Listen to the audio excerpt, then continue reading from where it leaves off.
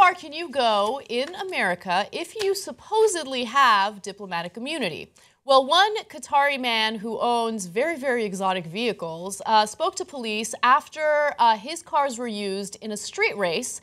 And apparently he's saying that, hey, he doesn't have to face any type of prosecution for what's about to happen in the video we're going to show you because he has diplomatic immunity. Now, how bad was this street race that took place in Beverly Hills? Take a look.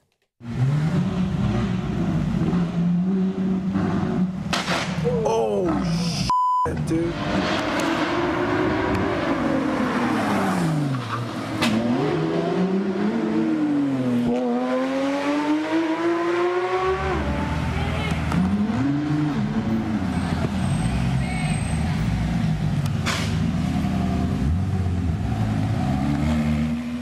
So the two cars you saw there were a Porsche and a Ferrari. Some are estimating that the Ferrari costs as much as $5 million. Others are saying that it's only $1.5 million.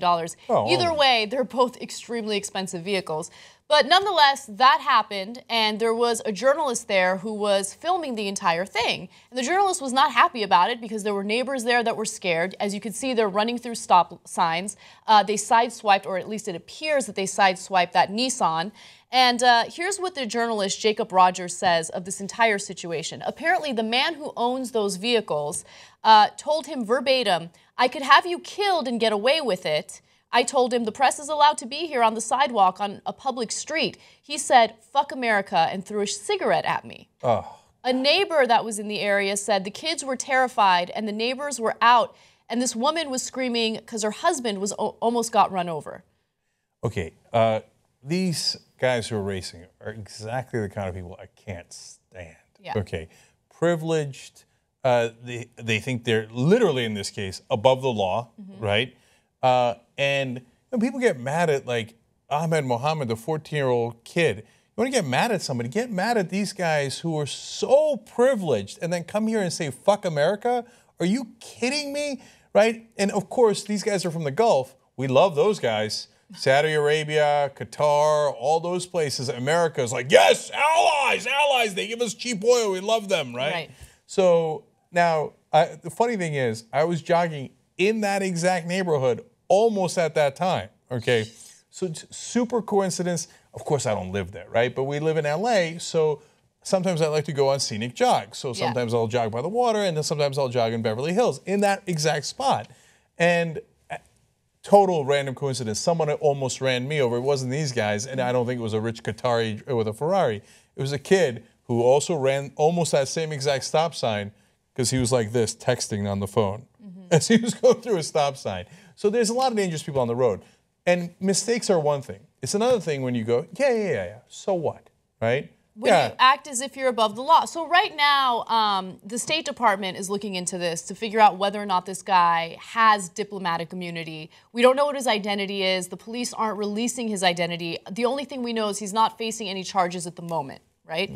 They didn't issue a ticket because the police weren't there as the street racing was taking place, even though there's evidence showing what happened, right?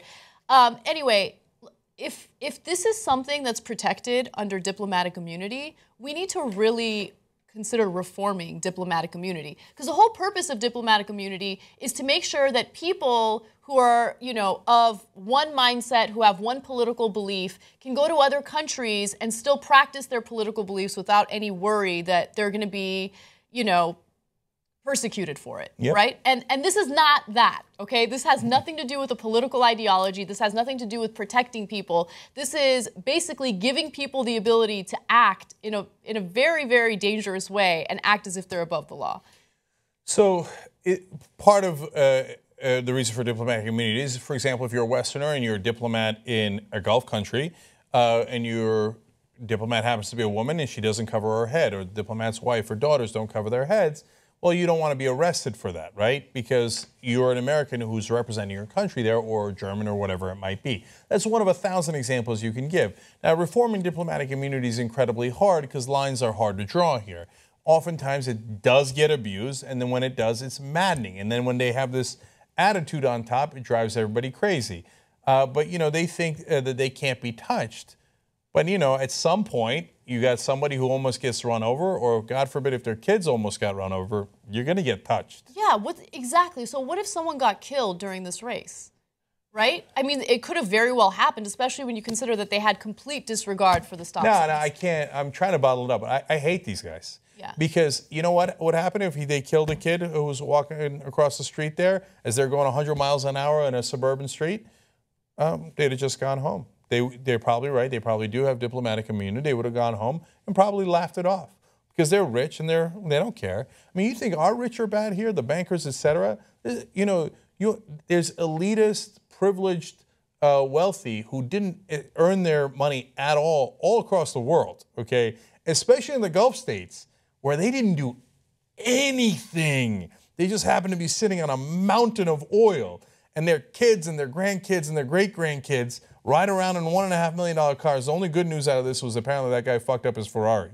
Okay. Which could possibly cost $5 million. But what does he care? Because he's like, I didn't earn. He has no idea the concept of money. He's never earned money in his life, right? You think that guy worked hard for that Ferrari? He doesn't even give a shit about the Ferrari. He doesn't care about anything. That guy's a danger, okay? Yeah. And then, I mean, look, but just don't push people, man. Don't push people. You endanger people's lives and you say, fuck America, and you're asking for trouble. Nobody wants trouble. Nobody wants trouble. But don't ask for it, man.